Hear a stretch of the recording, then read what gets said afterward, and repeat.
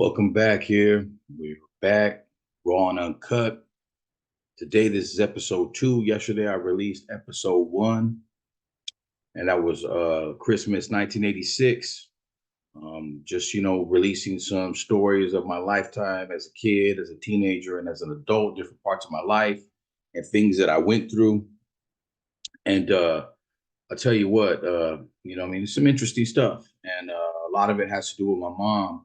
And so people can get an idea of the kind of woman she was and how strong she was and, the things that she went through that made her who she was and stuff like that. But yeah, today, what I'm saying, we're going to get into this one. We're going to get straight into it. You know what I mean? And, what I'm saying, if you're watching, thank you for watching. I got more stuff coming. It's about a lot of different things. uh be a lot of be about some dark stuff, some funny stuff, some real stuff, but definitely very intriguing. So I'm gonna get right into it right now. Today's episode is gonna be called 911 Who. Like, what's 911? We don't know what that is. Like, what the hell is that? And I'm gonna get into it. And it was late 84, early 85. We lived on the west side of Fresno, California, off of Oleander and Trinity, I believe. And we lived a few, like 2, 3 blocks southeast of Columbia Elementary, right there on the west side. And yeah, we lived there for about a year and some change or whatever. But we had a little house. It was like a little 1 bedroom, 1 bath, and it was all 6 of us. My mom and dad lived there. A friend of my dad, who my dad was in the army with, by a guy by the name of Ray Castaneda, who passed away years ago, but he was a good friend of my dad's. He owned a home, and he let my dad rent it and stuff like that because he seen that we were living in motels before that, and he wanted to help my dad out. So, what I'm saying, the one thing about my dad is my dad, he wasn't like a bum. You know what I'm saying? Like, he made money. My dad wasn't like lazy like that. My dad made money. He drove truck during the week, and on the weekends he was an armed guard at different bars, but mainly in Chinatown at La Fiesta. My dad was like an armed guard and had 2 armed guards working under him. So my dad made money. He just never brought it home. You know what I'm saying? My dad wasn't a loser like that. My dad just didn't know how to take care of people. He didn't know how to take care of people. He didn't know how to take care of his family.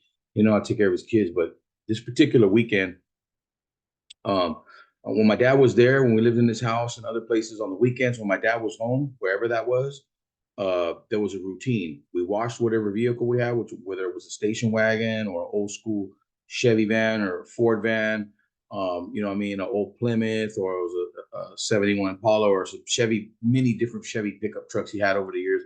We would clean the cars out. At that point, at that day, we had a station wagon and a pickup truck, old pickup truck, and my dad's rig that he drove. He drove for a guy, that owned like 3 trucks, and my dad drove for him. Was a friend of him, a friend of my dad's, also from the army, by the name of Oliver Brazel. He was a very, very good man. Oliver Brazel, Brazel Trucking in Fresno. He had a few trucks. It wasn't a really big trucking company, but he had a few trucks. He was a good friend of my dad's. But anyways, we're in this house, and on the weekends, my mom would clean my dad's truck, the big rig, and my dad would pay my mom like $50 or whatever to clean the truck when he came home. So when he came home, we're cleaning the vehicles. My mom's up in the truck. She's cleaning the rig, and she comes out. She's crying. She has a napkin. She walks into the house where my dad's at. My dad had sat down to eat his food that my mom had made him, some homemade tortillas, and I know there was beans, and so I think it might have been like bacon and eggs with some beans or something like that, and homemade flour tortillas. And mom came in with the napkin on the lipstick on the napkin. And she tells my dad, "What the fuck is this?" You know what I mean? And my dad's like, "The fuck? Where'd you get that from?" My mom said, "I got it from the ashtray in your truck, the big truck." "Oh, I don't give a fuck. What are you doing looking through my shit? You're just supposed to clean. You're not supposed to look through them." Man, he got up. He threw the plate. I heard him yelling at my mom. Walked in the house. I see him throw the plate of food at my mom's feet, rush my mom, screaming at her, grab her by the throat, pick her up, punch her in the face, pick her up against the wall. My mom was like 4'11" and 125 pounds at the time. My dad is in his prime. My dad's 5'11", 240 pounds. And he just grabs my mom by the throat, picks her up, and he punches her one time in the mouth. She falls to the floor. I go screaming at my dad for my mom to leave my dad to leave my mother alone. And he reaches, I jumped on his back. He reaches, grabs over the collar of my shirt, pulls me over on the ground. He goes, "Oh, you think you're bad, you little son of a bitch? You want to defend your mom?" Oof. Man, he grabbed me by one arm. I was trying to run from him, so I'm jumping up in the air, and he's spinning me in a round and around like a carousel, and he's whooping the hell out of me. My dad used to like to do that. My dad liked to be in full control when he was hurting somebody, you know what I'm saying? And he would, to be full control when he was physically abusing us, he'd pick us up off the floor. You know what I'm saying? He picked my mom up off the floor, picked me up off the floor, my brother Ruben, Hector, Gina. In the last video, I had it wrong. I said Shane when my dad, hit us all before he left that night. But it wasn't Shane. Shane was more younger. My dad spared Shane and Jessica because they were smaller. There were smaller ones. But it was my brother Hector. It wasn't Shane. It was Hector, me, Ruben, and Gina that took most of the beatings. You know what I'm saying? But yeah, that day my dad tore the whole house up. While my dad was fucking me up, my mom grabs a old school steel skillets, them iron skillets. It was on the stove. Hits my dad in the back of the head with it, knocks him out. Calls 911. First time in her life she had a phone to her disposal right there to be able to use it, I think. So she called 911. 3 cops come to the house. It's not even a squad car. It's a regular cop car, 2 regular like unmarked cop cars. 3 guys get out of it wearing suits, 2 in one car, 1 in the other. They come walking up. My dad grabbing his head, laid out on the floor, up, looking around. He's conscious of like, what the hell just happened? And they're like, all right, what are you doing, man? They were my dad's friends from the police academy because my dad was also in the police academy. He was going to be an officer back in the late 70s. So he had a lot of friends that were police officers. They're the ones, they seen the call, where it was from. They knew where my dad lived. They came to see what was going on with my dad. They seen what my dad was doing. They're like, all right, you can't be doing this to your family, man. What's wrong with you? You can't be, they didn't take my dad to jail. They didn't handcuff him, nothing. They told him to just chill out, not to be doing that. And they didn't want to have to come back because they never going to probably have to arrest him and take him to jail, or he was going to have to leave and go somewhere else and not be able to stay there. Man, they left. When they left, the ass whooping commenced hardcore, even more. He went in the room, started whooping my mom's ass, beating her up. We're sitting there, we're scared. We're just all in the living room. We can hear it.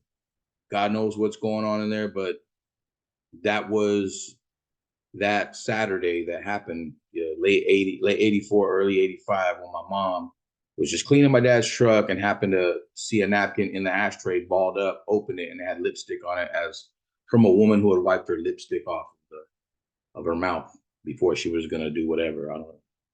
But yeah, that's the kind of stuff that my mom dealt with. That's the kind of stuff that we dealt with. That's kind of what we went through. It's crazy. And it's reality though, and it's the truth. And I keep these short and sweet because I don't really want to get too into deep detail unless somebody asks in the comments and they want to know, well, what about more about a certain little area of the story or whatever, then just make a comment and I'll make a part about that. You know what I mean? I'll make another episode and a part to that. But yeah, it was just crazy, man. We lived pretty rough and pretty messed up back then. You know what I mean? There's really trying to find people that liked you or want to even talk to you wasn't even a thing on your mind. You just thought everybody hated you and everybody was against you because your father made you feel that way, because my father's family made us feel that way. And I don't want to say in an entirety, but a lot of them, but there was a lot of good people on my dad's side of the family. I'm not going to throw everybody under the bus and I'm not going to say names. There's a lot of good people, but there's a lot of bad people too when it came to us. I know everybody's experience with them isn't the same. I'm not trying to talk shit about anyone. All I'm doing is spitting the truth here and I'm keeping it real. And like I said before, no one can ever tell me to shut the fuck up when I'm trying to tell my story. And that's just keeping it 100. That's just keeping it a buck. I'll be back tomorrow with episode 3. And we're going to call that one The Rock House. You know what I mean? That'll be episode 3, The Rock House. So thank you for watching. Thank you for tuning in. I appreciate it. It's Raw and Uncut. And I'm out. Stay tuned.